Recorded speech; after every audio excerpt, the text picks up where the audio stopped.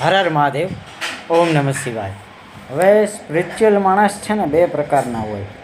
એક પ્રેક્ટિકલ રીતે સ્પિરિચ્યુઅલ હોય અને એક ઇમોશનલ રીતે સ્પિરિચ્યુઅલ હોય. પ્રેક્ટિકલ રીતે જે માણસ સ્પિરિચ્યુઅલ હોય એ રોજ એનો નિત્યક્રમ હોય.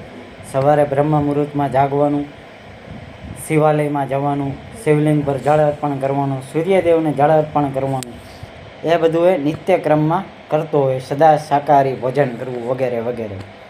ઇમોશનલ જે માણસ હોય એને ભગવાન પ્રત્યે એટલી ગજબની લાગણી હોય, ગજબનું કનેક્શન હોય કે એને હરેક ઇન્સાનમાં ભગવાન જ દેખાય. હરેકની હેલ્પ કરવામાં એ આગળ જ હોય.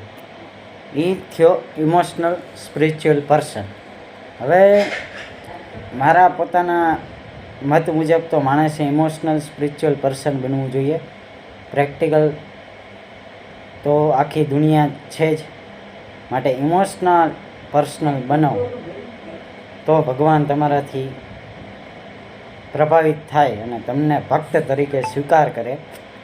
બાકી પ્રેક્ટિકલ રીતે તમે ભગવાન ભજો તો પછી એવું છે કે એક પ્રકારનો સ્વાર્થ થઈ ગયો તમારો.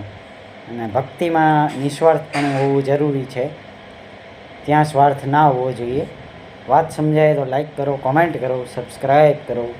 આપકા अपना ललित मनसुखभाई बड़ाया. ओम नमः शिवाय.